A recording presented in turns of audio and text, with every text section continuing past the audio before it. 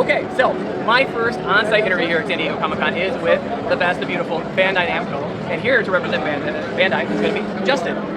Hello, everybody. I know many faces are familiar with many people are familiar with Justin and what he brings to the brand. I'm here to just knock out some quick questions because they give us the opportunity to knock out some quick questions. Sweet. Are we going to do rapid fire? Or do I get to actually take my time and answer them? You can take your time.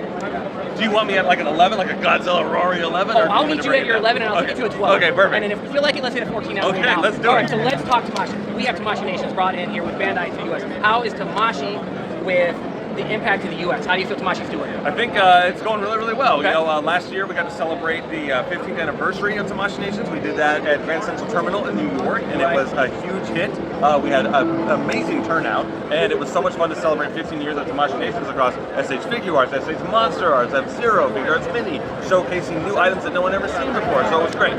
Then we also opened a freaking store in New York. Tamashii Nations store in New York, right? Gorgeous, by the way. Yes, thank you so much. And you know, we had, prior to that, there were pop-up shops. Our very first pop-up shop here in the States was in New York City. Okay. Then there was also a Hypebeast collab, and then of course then there was the anniversary, and ultimately the store. So I think we're rocking and rolling. And then of course, when you come to San Diego Comic-Con, you have that amazing Dragon Ball activation that's over at the Marina Terrace.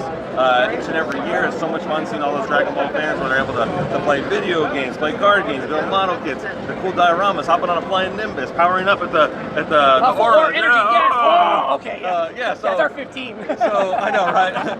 What's my power level? Yeah. On Wednesday, I could have roared, but right now I'm running out of go-go juice, and I need a sensu bean for crying out loud. Oh, but boy. I think Tamashii has made a wonderful impact here in the States, and it's so cool that all these amazing Japanese toys are finding their home here in the States, in the West, and I love that people are excited. Do you have a specific brand that you like out of the Tamashii Nations lineup? Is it Dragon Ball, Dragon Ball Z? So I like all the robots. Which I am mega fun. Yeah. Okay. So like I like the Choikin stuff. You know, when they did a Voltron, the Go Lion, I thought that was fantastic. I love the diecast, I love the heavy stuff. Mazinger is another one that I really like. Beautiful. I'm really into the robot stuff, man. Giant robots is all about. I just like saying super robot. I think that sounds so fun. It's an impactful word. Super robot done. Okay, you got two winners right there. Right, and just the engineering that's involved with like combining robots together. Yeah. I love combiner bots. You know, as a child, I got to play with that stuff, and just as an adult again, like I just feel it kind of kick in. I'm like, oh my god, this is so cool. Wow. So that's me in a nutshell. But yeah, of course, SHF are also amazing because of all the accessories, the face parts, the hands, the weapon options. Right. Some come with more than others. But even something like with One Piece, where Luffy is such an amazing character that's so expressive and just wears his heart on his sleeve.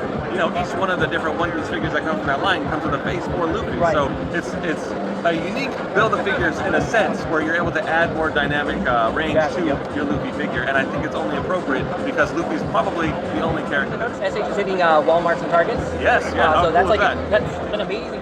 How does that feel? Fantastic. We're sitting there seeing all this stuff that's always felt like you had to go to a convention to find it. 100%. Now it's like there. Right, there has been a shift in pop culture when it comes to anime. And there was, when I was a kid, or in college even, handing out VHS tapes of like Evangelion or Akira or Ninja Scroll, and it's like you paid $30 for this VHS tape, and now you can pop on any like streaming service, whether it be Netflix or Hulu or Max or whatever, and there it is. It's there for you. It's so accessible, and the pandemic brought this world to a very interesting place, and I do think that one of the things that was good out of it was that so many people got to embrace anime. Maybe they're new to it, they didn't know where to start. Something like One Piece with over 1,000 episodes, that seems very daunting, but people found they were in the right headspace to learn and get to engage with anime. And this swing has been coming for a while, but I think that was really the part where the pendulum really went to the other side, was when we got to really see anime stuff at a place like San Diego Comic-Con, right? You don't have to go to an anime expo to get anime stuff. You can actually come to a pop culture event like Comic-Con and get your Dragon Ball figures, get your One Piece stuff, get your Kaiju number 8. I was going to say, like, how many displays does Bandai have at the show? We got a lot. So I'm like, bam, bam. As we sit atop the crow's nest of Tamashii Nations, we have Ultraman, we got Godzilla, we got Tamagotchi, we got Gundam, we got Bandai Hobby. That's 6 booths right there. Oh, wow. Not to mention the Dragon Ball activation outside. And then, of course, our friends over at Bandai Entertainment have a Bleach exhibit all the way at the end of the hall. I did see that one as well. So that's a lot. That is a lot. That's why I wanted to talk to you. There's been such a huge uptake in just Bandai, anime, manga, new to the arena, which has never been really gone. But impact on the U.S. Ultraman. Yes, so we're very excited about Ultraman. That is a face that a lot of people here recognize, but they don't really know who or what Ultraman is. And one of my very first comic books when I was a kid was an Ultraman comic book. Oh, and really? yeah, I was at a drugstore and one of those spiral steel like rack. The big old racks that were like this tall. Yeah, they spun around. Yeah. I'm like, whoa, what's this guy? Always squeaking when you turn it. Right. And it's all damaged because somebody just shoved it in there. Yeah, there was something always half hanging off. I was like, oh god. So it's neat for me to be a part of this Ultraman experience because we just don't really have it available here in the U.S. And now Subaraya has a YouTube channel for Ultraman where it's translated, it's here for the U.S. and that's great. Ultraman art just came out, so if anyone hasn't heard it, it's dubbed and subbed. Exactly, and so just the accessibility alone is really going to help. But then having Ultraman Rising on a powerful platform like Netflix, where millions of people all around look at the back of Ultraman's head right over there. Yeah, he's largely in the house. It's an animated movie, Ultraman Rising, but it's a beautiful story about this strain on a relationship between a father and a son. Right. And there's a lot of growing up, and while he is an adult, it does very much feel like a coming of age and coming to terms with embracing responsibility, accountability, babysitting this adorable little baby kaiju of Emmy. Oh, she's adorable. It just tugs at the heartstrings, right? And it's relatable in so many ways, and I think that it resonates perfectly with a Western audience. Right. And I think it's a great entry point to Ultraman for anyone here, either at this event or at home. I think it is a perfect, I don't want to say gateway drug, but the first one's free. Then you start licking your lips and scratching a lot, and you need to get that Ultraman fix. All spoilers aside, you may see something based off of what we saw at the end of the Ultraman Rising movie. Yes. That's where my mind goes. Like, I don't say anything. We'll pray. Right? So, audiences on Ultraman Rising, what have you heard? All good things. All good things. I like to tune out most negative things. I'm very receptive to constructive criticism and stuff, but I like to stay out of toxic fandoms as much as possible. Understandable. But part of my job is understanding, what people are expecting out of things, how they're receiving things. So unfortunately, I get to read the comment for better or worse. I get to read all the comments. But when it comes to Ultraman Rising, don't like, yeah, push. It's been really positive, right? It's got great reviews, and everyone I talk to, they love it. So I haven't, knock on wood, of course there's none around me, but I have yet to come across a negative review of Ultraman Rising and the people that I'm speaking with here on the show. So that goes right where Ultraman will take us right into the next part of what I want to ask about. So Ultraman was originally a Toku-based series, so we're talking practical effects, costume characters and whatnot. That goes hand in hand with our kaiju fandom, which is Godzilla. Right, which is also Toku. Yeah, all that in one house sitting. Now I know we always want to see Godzilla versus Ultraman maybe one day in the future. Still dreaming those dreams.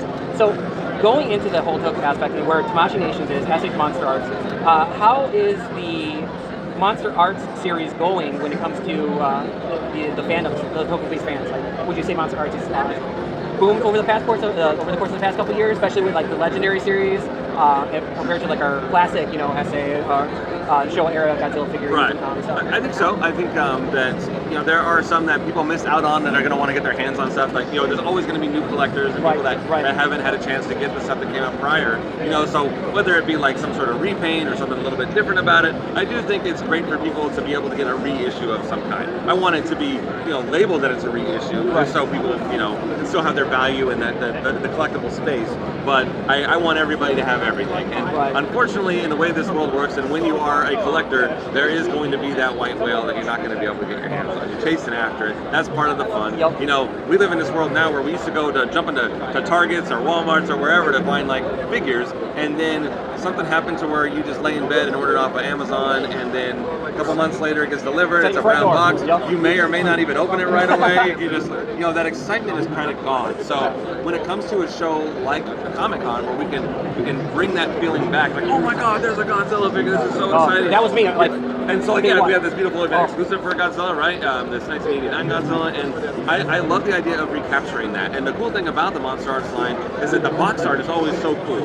I love it, especially when there's a tear in the box, like a claw mark getting it, or something that's trying to eat its way out, whatever the case may be. I love that extra little detail really goes a long way. And Tamashii takes their SH Monster Arts line very seriously.